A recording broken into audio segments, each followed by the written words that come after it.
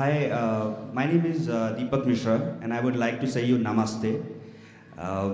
My question is actually, I'm an Hindu, and I have married a Muslim girl in India, and inshallah, she will be here in Saudi Arabia in coming next month.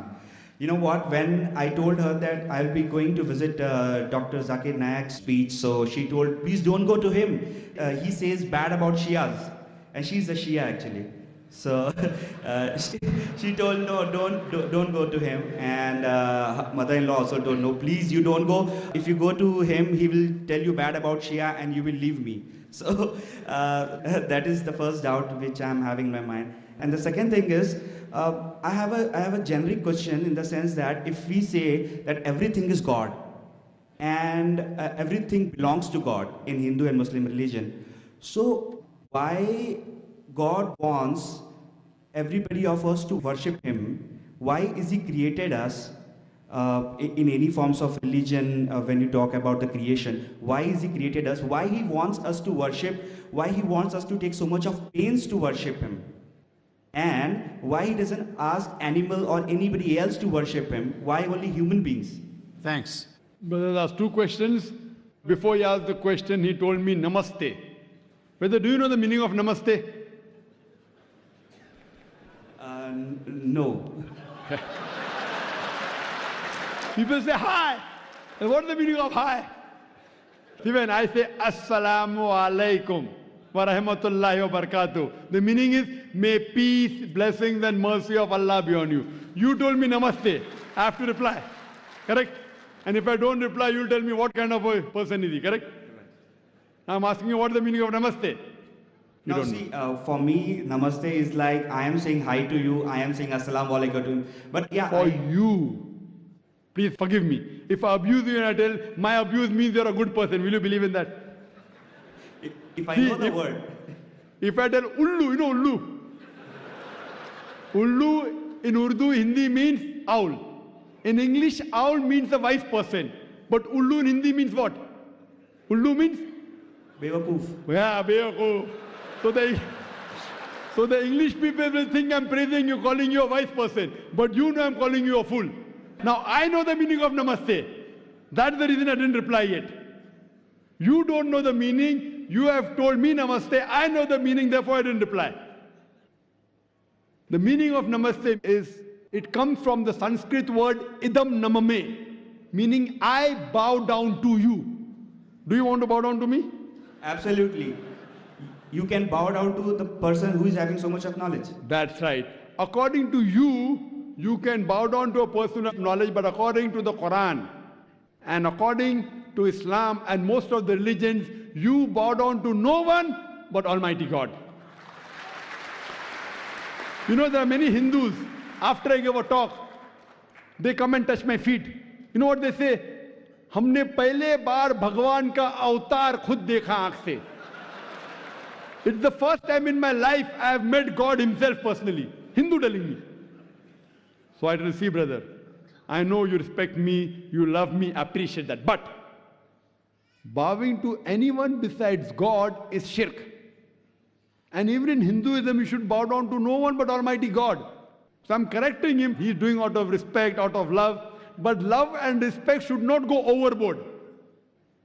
If it goes overboard, it's called as shirk, associating partner with God. There are many Hindus who come after me and they praise me so much. They put me next to God, which I said, I am not God. You can only bow down to Almighty God. What I speak and the knowledge is a gift from God. This is a gift from God. So when you see me, you should say, MashaAllah. MashaAllah means as Allah willed. Means whatever I'm saying is because of the will of Almighty God. Otherwise, I was a stammerer. So that's the reason namaste is against Islam. And against actually even the Hindu scriptures. Though some of the scholars say that idam namame can mean that I appreciate you, but the right meaning is I bow down to you. In Islam, assalamu alaikum, may peace be on you. You can say that anytime, anywhere. In English we say good morning. It may be raining cats and dogs, they have to say good morning. The person may have had a fight with his wife. Someone says good morning, he has to wish back good morning. He is cursing in his heart that such a morning should never come. Yet he has to reply by good morning, good evening, good night. So best in Islam is Assalamu alaikum, may peace be on. And I wish you, because the Quran says in Surah Nisa, chapter 4, verse 86, that if anyone greets you courteously, wish back more courteously. That if anyone greets you courteously, wish back more courteously, or at least the same. So I am wishing you back Assalamu alaikum wa rahmatullahi wa barakatuh.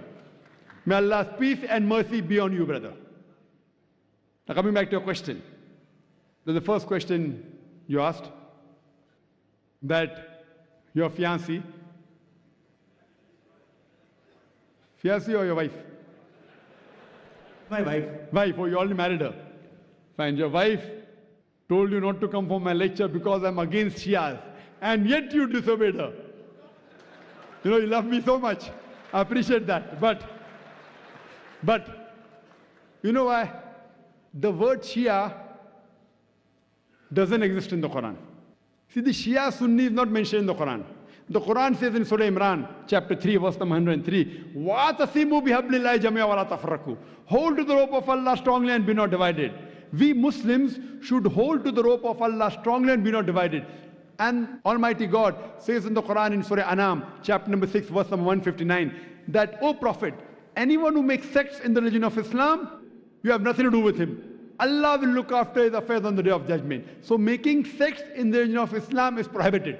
So anyone who divides the religion of Islam into sects, he is going away from Quran and Sunnah. So tell your wife that Dr. Zakir Naik said, there's nothing like Shia Sunni. Quran says, Atiullah wa Atiur Rasul. Obey Allah and obey the Messenger. What we have to do is we have to follow the Quran and the sayings, the authentic sayings of Prophet Muhammad, peace be upon him. And the only label you can give is Muslim. So I don't call myself Shia Sunni, I call myself Muslim. So you say today to your wife, I met Dr. Zakir Naik who calls themselves a Muslim. And I'm neither against Sunnis or neither against Shias. I tell all the Muslims, whatever name they call themselves, come back to Allah and His Rasul.